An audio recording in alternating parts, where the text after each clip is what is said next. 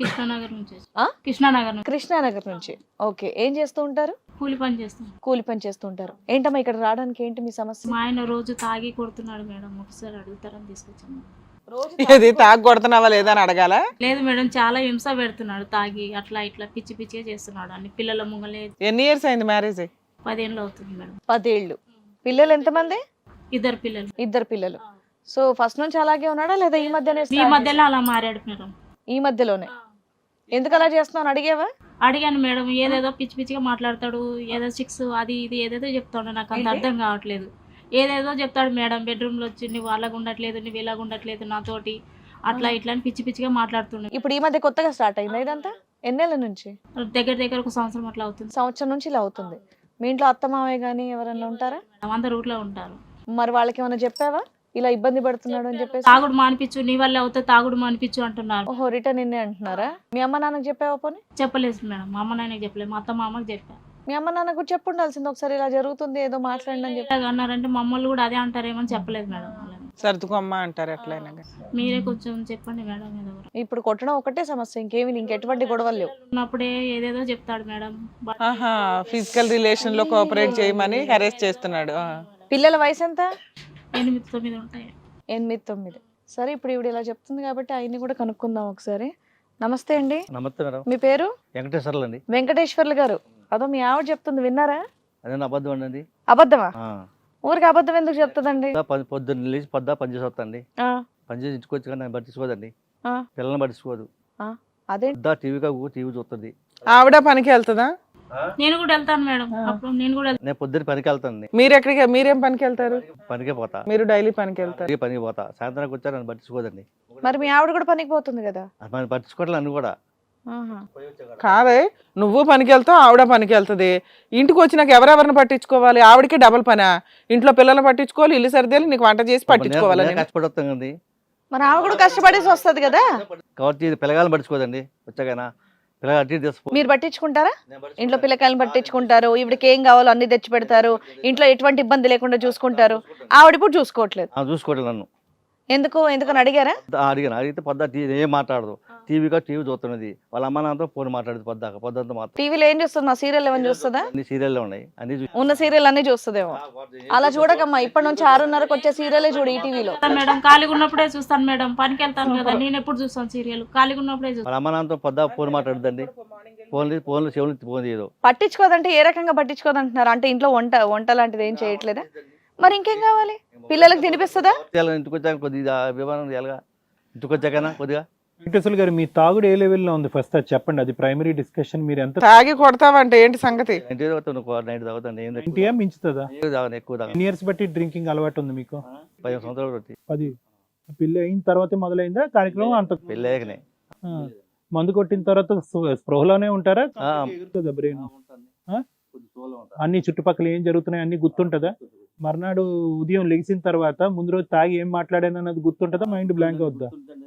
గుర్తుంటే మళ్ళీ పొద్దున్న మళ్ళీ లేచి పనికి వెళ్తా. అందుకే ఇప్పుడు నువ్వు చెప్పే ఈ కథ అంతా మేము నమ్మాలంటే ఫస్ట్ నీ సబ్జెక్ట్ క్లారిటీ రావాలి. కరెక్ట్ అండి. నేను పొద్దున్న లేక గుర్తుంటే పొద్దున్న లేగితే బేస్ చేసుకుని. ఇప్పుడు ఆన్ లో ఉన్నారా ఆఫా?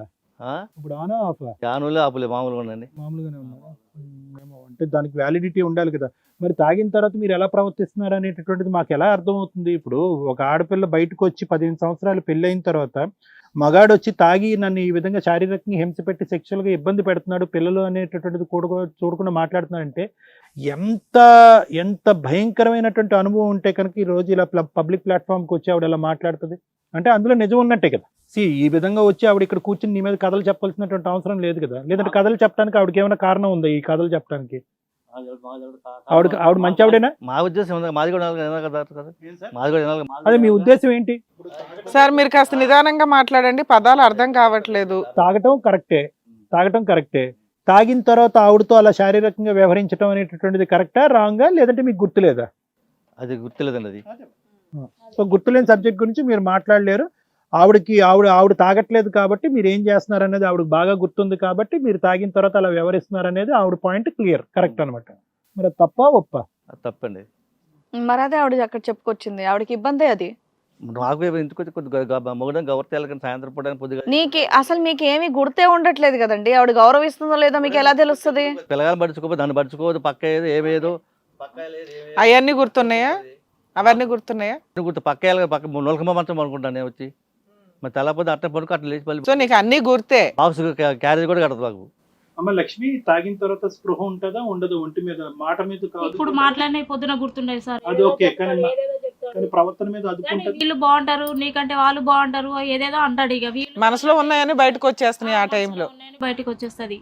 నీ మీద అలా ఆమె బాగుంది, ఈమె బాగుంది, నువ్వు బాగాలేవు, అది ఏదేదో చెప్తాడు. ఇంక అన్ని పిచ్చి పిచ్చి. అతను సంపాదించే దాంట్లో ఎంత శాతం తాగుడుకి పోతుంది? వచ్చేది ఎంత సార్? మాకు 400-500 కూలి వస్తుంది. అందులో సగం తాగనికే పెడతాడు సార్. ప్రతిరోజు తాగుతాడా? తాగని రోజు తాగుతాడు. ఇంటికాడ ఉంటే పొద్దున కూడా తాగుతారు సార్. ఎప్పుడైనా ఏదైనా మాల వేసుకున్నప్పుడు కానీ ఇంకో మాల సందర్భంలో అలాంటివి ఏమి వేయడు. అలాంటివి ఏమి ఏమి వేయరు. కంటిన్యూస్ 15 సంవత్సరాలు బట్టి ఆంధ్రు. అంటే పెళ్ళైనాక 2-3 సంవత్సరాలు బాగానే ఉన్నాడు సార్. ఇక అప్పటి నుంచి తాగడం మొదలు పెట్టాడు. కొట్టడం మాత్రం ఈ 1 year నుంచి. సో తాగనటువంటి వెంకటేశ్వర్లు ఎలా ఉంటాడో ఈ రోజు లక్ష్మికి తెలియదు, అంతే కదా? అవును సార్.